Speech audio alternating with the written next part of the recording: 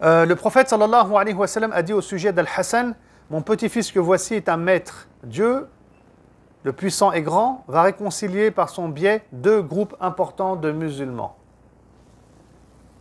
Le prophète, donc, sallallahu alayhi wa sallam, il a dit au sujet de Al-Hassan, c'est son petit-fils. Al-Hassan, c'est le fils de Ali. Ali, qui est le cousin du prophète sallallahu alayhi wa sallam. Mais Ali, il était marié à la fille du prophète sallallahu alayhi wa sallam, Fatima. Donc, ils avaient plusieurs enfants, dont un qui s'appelle Al-Hassan. Et là, le prophète sallallahu alayhi wa sallam, il dit que cet homme, Al-Hassan, il va réconcilier deux groupes importants de musulmans. Ah, de quoi il s'agit? Pareil, on va faire rapide, Inch'Allah. C'est un sujet qui est passionnant et intéressant et long. Sous le califat de Ali, qui est le 4e calife de l'islam, il va y avoir un conflit entre Ali et Muawiyah.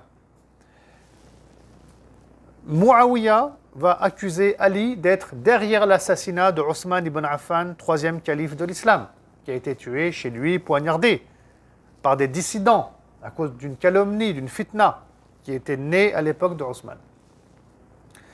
Muawiyah, il est informé par des gens, des Arabes, des musulmans et d'autres, alors qu'il est gouverneur en Syrie.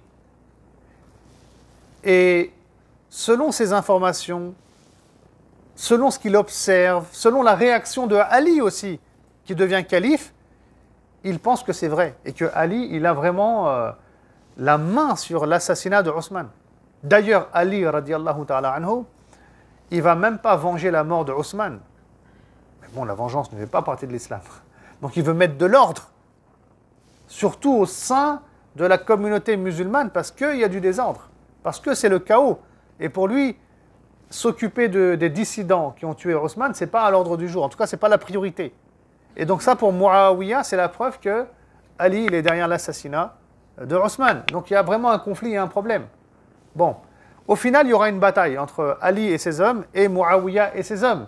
Une bataille qui s'appelle la bataille de Siffin, qui a lieu donc sous le califat de Ali.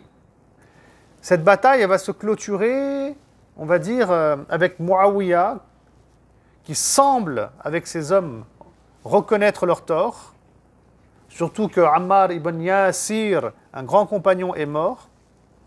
Et le prophète sallallahu alayhi wa sallam avait dit que Ammar ibn Yasir il serait tué par le groupe qui est rebelle, qui s'est rebellé contre le vrai en fait. Et seulement, là, pendant la bataille d'As-Siffin, Ammar ibn Yasir, il est mort. Et il était dans l'armée de Ali. Donc on sait que c'est Muawiyah qui est en tort ici, dans cette histoire-là. Bref, ils vont essayer de négocier une paix. Donc il y aura des pourparlers, des discussions, etc. Et dans l'armée de Ali, il y en a qui ne seront pas d'accord avec son positionnement.